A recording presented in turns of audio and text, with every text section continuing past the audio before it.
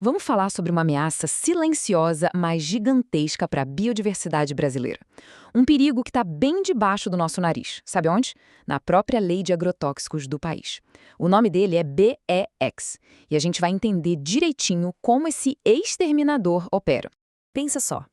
E se um modelo de avaliação de risco que foi criado para um lugar completamente diferente, com outras abelhas, estivesse, na prática, sendo o juiz do destino de milhares de espécies aqui no Brasil?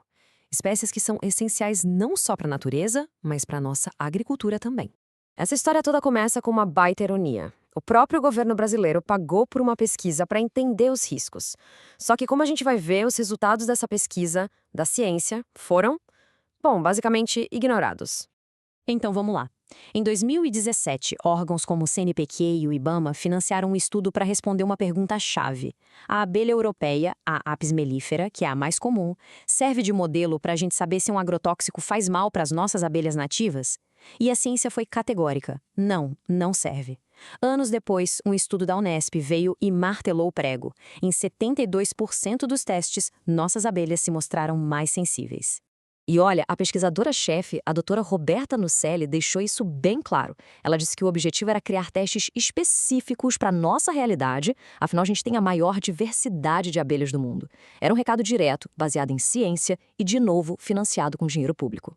Ok, então a ciência deu o recado. E aí, o que aconteceu? Pois é, aconteceu uma brecha, uma falha na lei, que abriu uma verdadeira porteira, permitindo que aquele modelo antigo, que já tinha sido provado inadequado, continuasse valendo. Em 2022, apareceu uma luz no fim do túnel, a Instrução Normativa número 1. A promessa era enorme, parecia um sonho. Pela primeira vez, as abelhas nativas do Brasil seriam de fato consideradas nas avaliações de risco dos agrotóxicos. Parecia solução, né? Mas não foi bem assim. É aqui que está o pulo do gato, ou melhor, a brecha do exterminador. A lei nova criou um processo de 3 passos. Funciona assim. Primeiro, eles usam um modelo antigo, o BREX, com a abelha europeia para calcular um tal de quociente de risco. Segundo passo, a porteira. Se esse número for baixo, menor que 0,4, o agrotóxico já está aprovado. E o resultado? Na maioria das vezes, os testes que realmente importam, com as nossas abelhas como a uruçu e a jataí, simplesmente não acontecem. São dispensados. Resumindo a ópera, a promessa era incluir nossas abelhas. A realidade foi criar um filtro que, na prática, exclui elas da análise. Aquele modelo BREX que a ciência já tinha dito para aposentar virou uma espécie de porteiro que barra a avaliação de segurança de verdade para as abelhas brasileiras. Agora, vamos sair um pouco da teoria da lei e ver o que isso significa na prática. O impacto dessa porteira aberta não é uma coisinha pequena, não. Ele é gigantesco e dá para medir em números que, sinceramente, assustam. 912. Guarda esse número.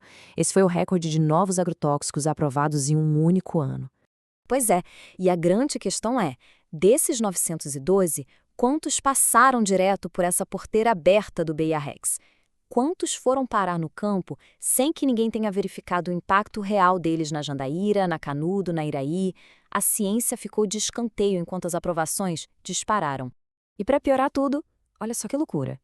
Em fevereiro de 2026, o próprio site do IBAMA, que é quem fiscaliza, ainda mostrava a norma antiga, a revogada, como se fosse a que estivesse valendo. É uma confusão que só ajuda o exterminador a agir em silêncio. E no fim das contas, quem paga essa conta? Bom, não são só os criadores de abelhas, os meliponicultores. Pedem a nossa biodiversidade, que é única. Pedem os agricultores de maçã, uva, café, um monte de culturas que precisam das nossas abelhinhas para dar fruto. E, no final da linha, pede a segurança alimentar de todo mundo. Mas calma, diante desse cenário todo, tem uma reação acontecendo. O Instituto Brasileiro de Apicultura e Meliponicultura, o IBRAM, está propondo uma forma da gente lutar contra isso, de forçar a lei a ser cumprida e criar um escudo de proteção. A iniciativa se chama Corrente da Legalidade. A ideia é, ao mesmo tempo, simples e muito poderosa: registrar oficialmente os meliponários espalhados pelo Brasil. Com esse registro, se cria um banco de dados que o governo não fez. E, mais importante, se dá uma ferramenta legal para os criadores se protegerem. E para a gente entender por que isso é tão urgente, olha só como a segurança foi diminuindo com o tempo. Uma norma de 2008 obrigava uma distância de 500 metros para pulverização aérea.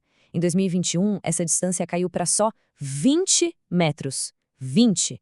É uma redução de 96% na margem de segurança. E aqui vem o poder do registro.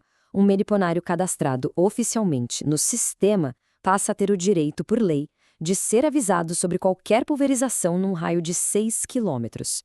Sem o registro, esse direito simplesmente não existe na prática. A lógica é clara: sem dado, não tem direito. O pessoal do IBRAM resumiu o problema todo numa frase que é um soco no estômago. Um passo com porteira aberta não é chegada. É caminho, que o exterminador também usa. Ou seja, uma lei cheia de brechas não é uma solução. É só um convite para o perigo continuar.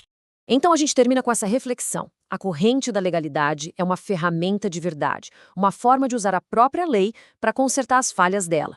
A iniciativa existe, está na mesa. A questão que fica no ar é: quantos elos vão ser precisos para essa corrente ficar forte o suficiente e realmente proteger o futuro das nossas abelhas?